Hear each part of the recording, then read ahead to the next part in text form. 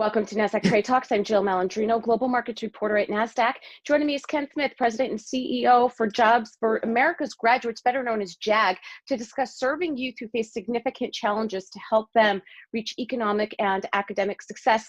Ken, it's great to see you. Welcome to Trade Talks. Give us a brief overview of what Jobs for America's Graduates is all about. Well, thank you, Jill, for having me on. So we've got 40 years of experience in serving some of the most vulnerable youth in the nation. And over that 40 years, 1.4 million young people have been helped. And we've got a great track record, which is why we're delighted to have the chance to tell you about it.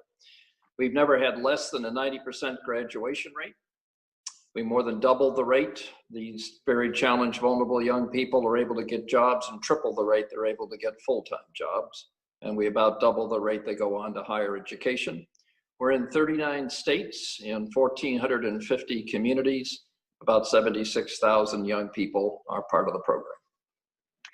Following a period in which social injustice has been thrust again into the national spotlight, how has JAG responded or changed its operating model in 2020? Well, of course, we changed the operating model because we had to go entirely virtual for the first time back in the spring, and continuing in about half of our locations this year. But the actual fundamentals of the program have not changed. We were founded 40 years ago by Republican Governor Pete DuPont at that time, with the strong support of the state's bipartisan legislature, to focus on helping the young people who have been most challenged, including those that have faced discrimination, poverty, all the other issues that got in the way.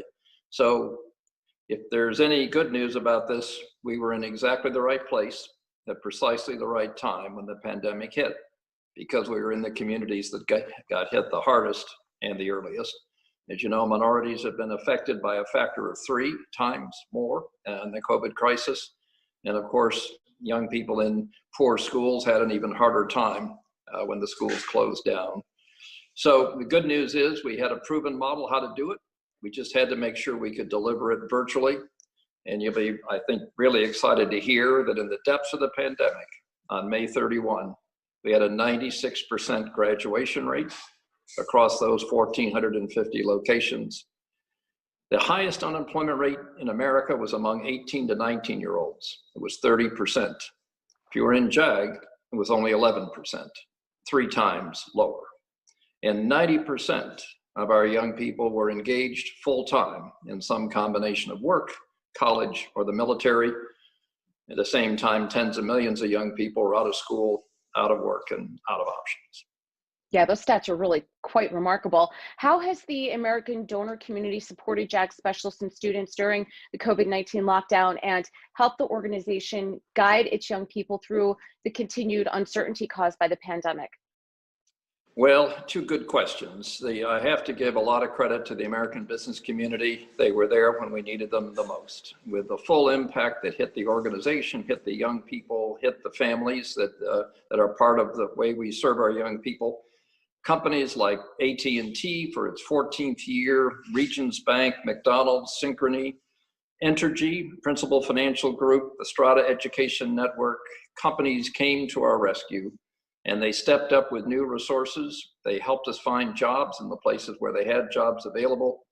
They lent a hand with some of the mentoring and other in-kind help across the system. So I want to give the American business community, facing all kinds of issues themselves, they were there when we needed them.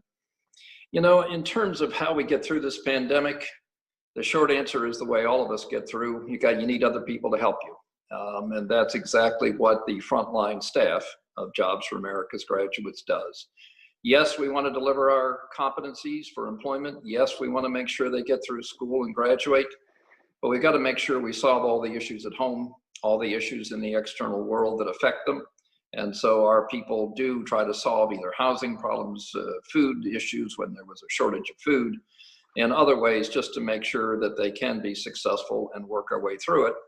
I just gave you the statistics, 96% graduated from high school, and we cut the unemployment rate for the average by a factor of 3. Let's go back to that 96% graduation rate, because that's really quite impressive, even with the backdrop of COVID-19. How is this possible, and what would you suggest the JAG model can offer the national curriculum and the students that fall well below this benchmark? So the national graduation rate is about 84%, just to give you some perspective on the 96%. And we serve the lowest performing 40% of the population, which are the most likely not to make it. The good news is, I think the most important message is we actually do know what to do to help the most vulnerable young people succeed.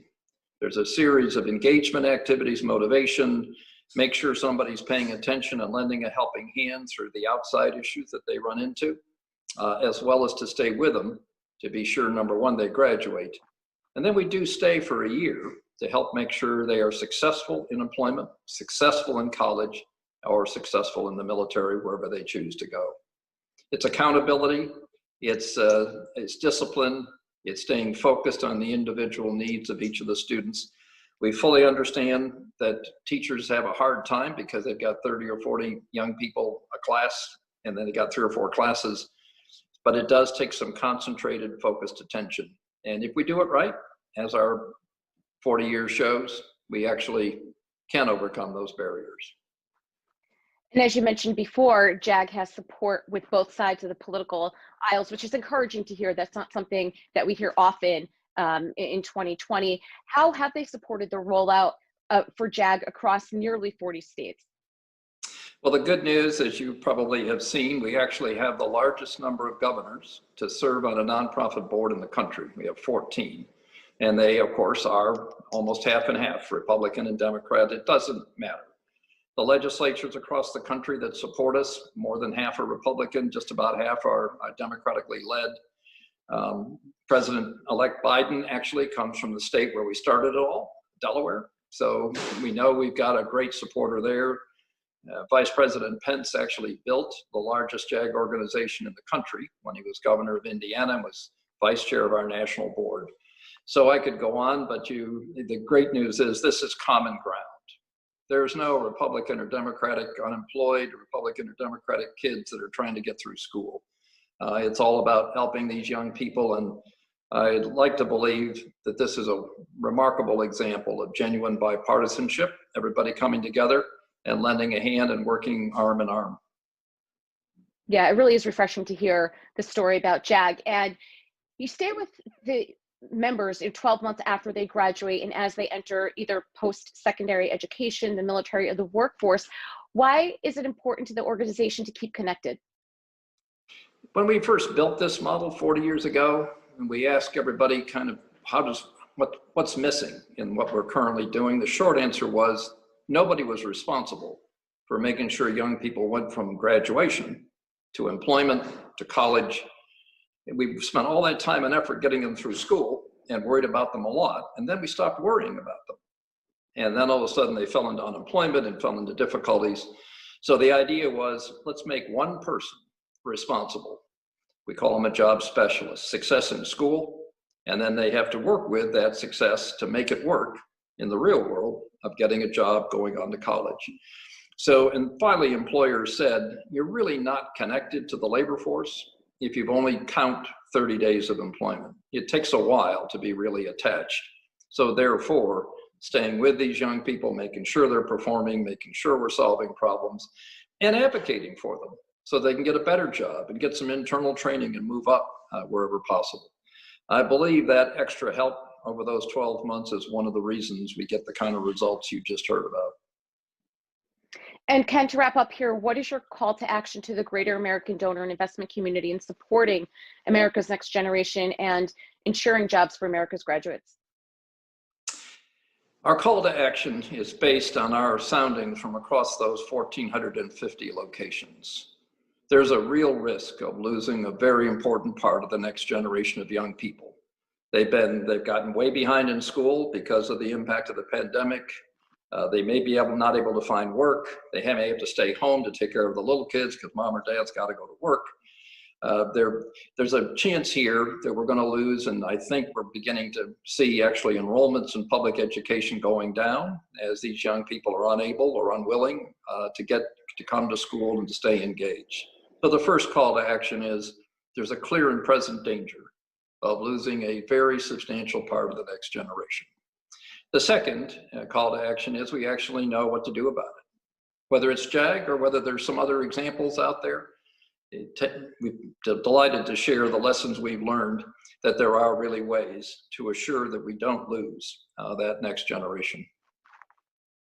All right, Ken, appreciate all the great work that you're doing. Thanks for joining us on Trade Talks. Thanks for having me. You got it. And thanks for joining me. I'm Jill Malandrino, Global Markets Reporter at Nasdaq.